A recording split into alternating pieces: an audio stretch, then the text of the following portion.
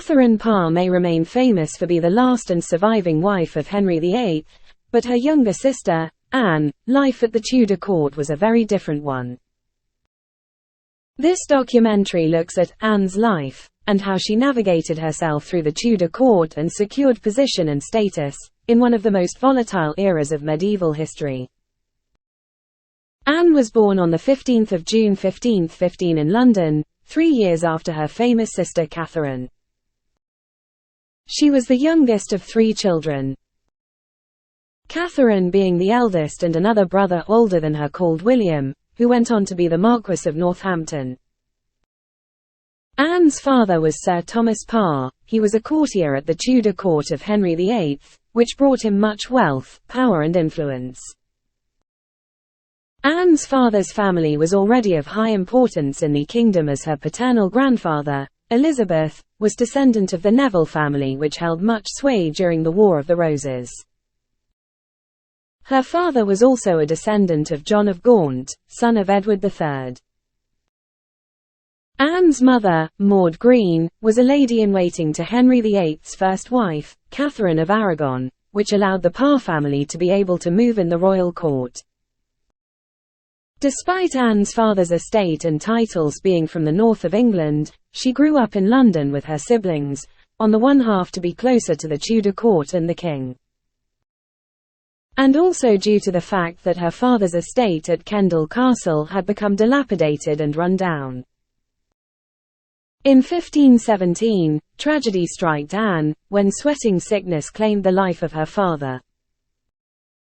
Sweating sickness was virulent in the 15th and 16th centuries, and without modern-day antibiotics, many of its victims died, including Henry VIII's elder brother, Arthur, Prince of Wales. Anne was very fortunate, for part of her mother's duties as a lady-in-waiting to Catherine of Aragon included being head of the royal school at court. This enables Anne and her siblings to receive a high education for the time alongside other noble children. No doubt then that Anne's education would have included being taught French, Latin as well as philosophy and theology.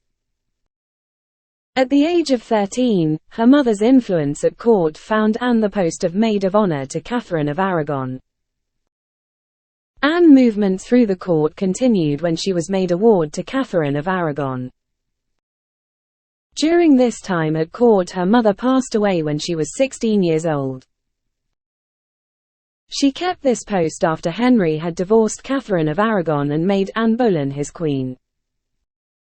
Under Anne, she learnt the ways of the new faith, which she continued for the rest of her life. Anne seemingly had the intelligence and wisdom to survive the Tudor court, as she remained in service to Jane Seymour after the fall of Anne Boleyn. Anne's position at court must have been one of high trust to the king, as she was one of the many few who were present at the baptism of Henry's son, Edward. She also went on to be part of the funeral cortege for Queen Jane's to St. George's Chapel in Windsor. Anne went on to see queens come and go as she remained as a lady-in-waiting for Anne of Cleves and her subsequent replacement, Catherine Howard. It is known that she remained with Catherine Howard during her imprisonment in the Tower of London.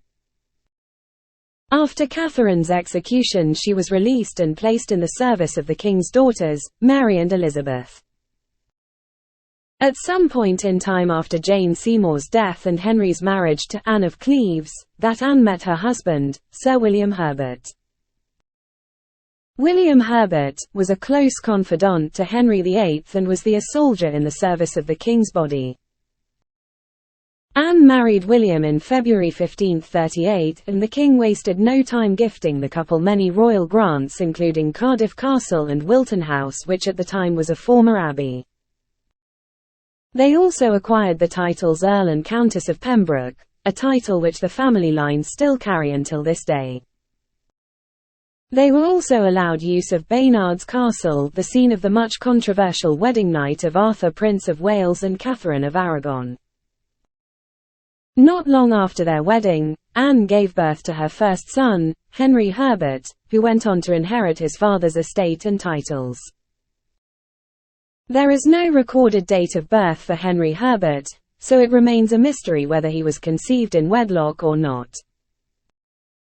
5 years later, Anne was one of the witnesses to the wedding of her sister to Henry VIII at Hampton Court Palace on 12 July 1543. By this time, Anne had returned to the service of her sister, as one of her ladies-in-waiting. The influence of Catherine on her sister was evident when Anne gave birth again, to a second son in 1544, as Catherine allowed her sister to be resident at Hanworth Manor for the birth. And luxury was not spared, for the Queen used a royal barge to transport her sister back to London following the birth. Darker days though fell on Anne before the death of Henry VIII. Henry by this time knew his days was coming to an end and was increasingly returning to the Catholic ways he was brought up with. Both Anne and Catherine being devout Protestants, they were two of a group at the royal court who were followers of the new faith. A Protestant preacher called Anne Askew was arrested for heresy and tortured by the Queen's opponents at the Tower of London. These opponents, which included Stephen Gardiner, the Bishop of Winchester, gained the permission of the king to question his queen about her religious beliefs. Before the arrests could be carried out though, Catherine convinced Henry that her Protestant interests were only a method to distract the king from his painful leg ulcer.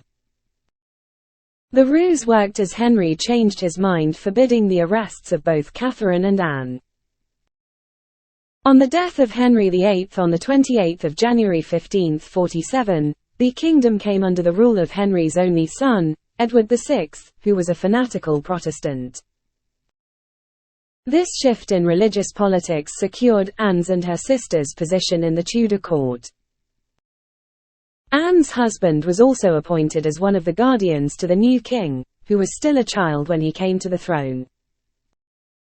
Anne's sister, Catherine, went on to marry the king's uncle and brother of Jane Seymour, Thomas Seymour, later in 1547. But Catherine was dead 1 year later following an infection after giving birth, which led to puerperal fever in 1548. Following the death of her sister, Anne remained in the royal circle at the Tudor court. As her husband's wealth and estates increased. Though a devout Protestant, Anne became a lady-in-waiting again to the Catholic Lady Mary before she became queen. No doubt both knew each other from the time Anne served as a lady-in-waiting to Mary's mother, Catherine of Aragon. In 1550, at the age of 35, Anne gave birth to her last surviving child, a daughter called Anne. 2 years later, in early 1552, at the age of 36, on 20 February 1552, Anne Parr passed away. She was buried next to John of Gaunt in the old St. Paul's Cathedral, which would be burnt down in the Great Fire of London in 1666. In spite of her husband remarrying after her death, William Herbert was buried alongside Anne when he passed away in 1570.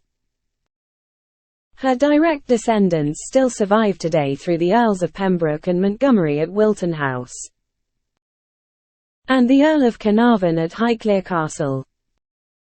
Both estates are famous now through the television productions Bridgerton and Downton Abbey respectively. She will be remembered through the words of William Thomas, Clerk of Council to King Edward VI, who called her a diamond amongst jewels.